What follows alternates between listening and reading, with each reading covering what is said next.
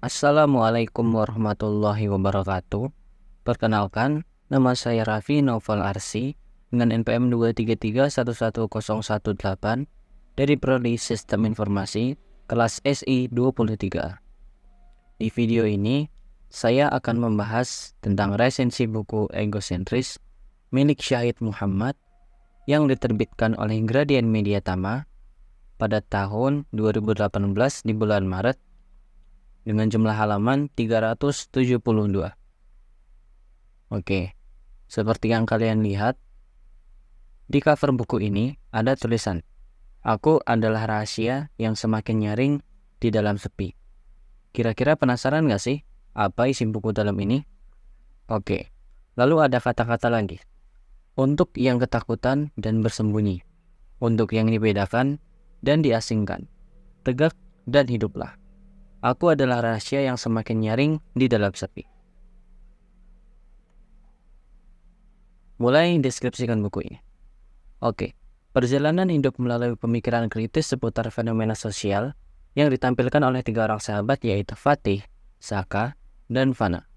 Status mereka adalah mahasiswa psikologi dan teman satu kelas. Pembukaan pertama dibuka dengan prolog yang sedikitnya menampakkan klimaks dari salah satu tokoh di tengah cerita. Perasaan kacau, melebihi batas, mental yang terusik, sehingga raga yang menjadi korban atas kesakitan yang lama direndam. Pada bab lain dan bab selanjutnya akan diisi dari sudut pandang yang dimulai dari Fatih, Fana, dan Saka. Mereka berbagi pemikiran dan cerita di setiap kehidupan dan kekalutan dalam diri ketiganya. Tokoh utama di sini sebenarnya adalah Fatih. Tapi, porsi setiap masalah dibagi rata dalam novel egosentris ini. Saka dan Fana juga memiliki problema yang tentunya berbeda. Bagaimana Fatih memerangi orang-orang di sekitar dan pemikiran-pemikiran anehnya sendiri. Saka yang sering terganggu dengan konflik bagaimana seharusnya mencari kebenaran dan mengakui kesalahan. Dan Fana adalah perempuan dilema yang merasa perasaan yang lebih tinggi dan mencari kesesuaian yang selaras dalam hidupnya. Sosok mahasiswa yang kritis dibanding mahasiswa lainnya ialah Fatih. Berbagai pemikiran yang kelewat kritis malah mendapati dirinya sebagai orang yang dinilai terlalu berlebihan oleh beberapa teman sekelasnya. Hal itu mengakar permasalahan mental yang dimiliki oleh Fatih. Fatih dalam buku ini digambarkan dengan karakter yang pendiam, tertutup, sedikit kaku, terlampau kritis, dan mood yang suka berubah-ubah. Dari sifatnya tersebut yang tertutup, dia menyimpan banyak tanda tanya yang hampir tentang segala aspek yang menurut pendapatnya memang perlu dikritisi. Pikirannya yang entah sudah kacaukan oleh kondisi, beragam tekanan, dan berbagai kecewaan manusia yang semerawut di sekitarnya. Hal ini yang selalu mendapati Fatih menjadi sosok yang terombang-ambing dalam permainan pertanyaan di otaknya sendiri. Ada kutipan di dalam buku ini. Yang pertama, menurut lu, kalau lu mau nolongin orang, lu harus tahu dulu apa masa lalunya dan apa masalahnya. Atau, tergantung dia siapa buat lu, sampai lu ngerasa dia pantas buat ditolong. Kutipan yang kedua, ada juga.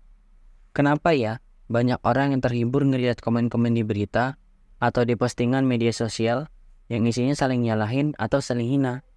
Gue akhirnya ngerasa sendirian karena itu nakutin buat gue. Aneh gak sih? Lalu ada juga kutipan yang ketiga. Apa kita terlalu berusaha buat gak peduli sampai akhirnya cuma peduliin diri sendiri karena urusan di hidup kita aja udah bikin kepala puyeng. Akhirnya kita beneran gak peduli sama hal-hal kayak gitu.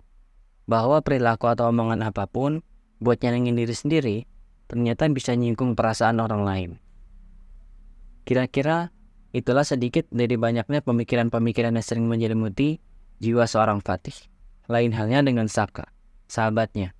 Ia adalah sosok dengan karakter yang lebih santai dan easy going saat berada di dalam lingkarannya. Saka dan Fana adalah dua karakter yang sangat membantu sosok Fatih yang seringkali berada dalam kondisi yang suram.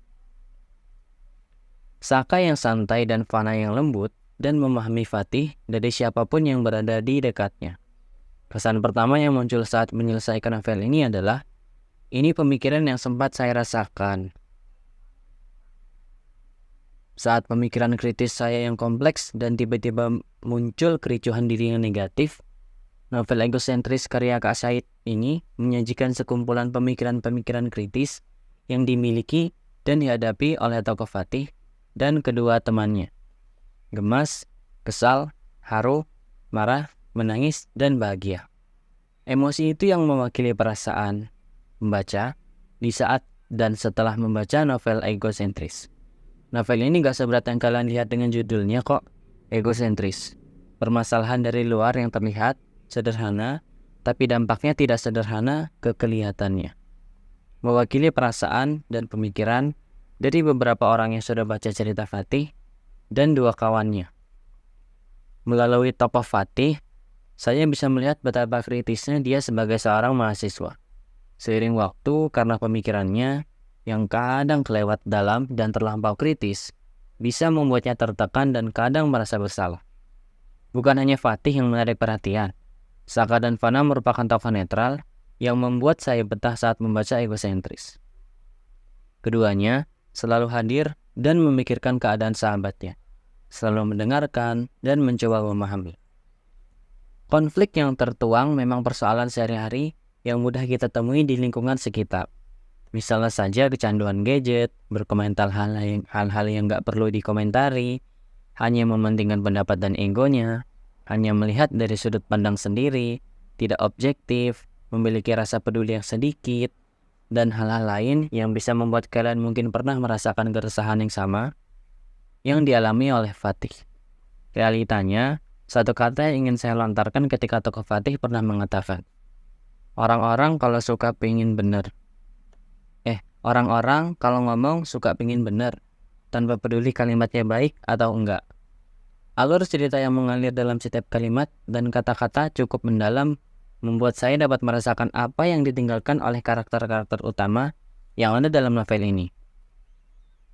Judul egosentris cukup mewakili bagaimana resahnya seorang Fatih terhadap manusia zaman modern. Manusia yang menyandang makhluk yang katanya paling sempurna, paling berakal, paling bermoral, tapi nyatanya tidak seperti itu. Masih banyak kemunafikan yang menjadi dasar dari munculnya kekacauan ego dalam diri makhluk manusia. Dan endingnya, saya suka akhir ceritanya yang sedikit membuat saya tercengang. Ya, pokoknya ada satu tokoh yang membuat saya ingin dan sangat-sangat berterima kasih atas tindakannya. Begitulah resensi dari buku egosentris karya Syahid Muhammad dengan penerbit yaitu Gradient Media Tama. Semoga resensi ini sangat membantu. Terima kasih sekali lagi. Wassalamualaikum warahmatullahi wabarakatuh.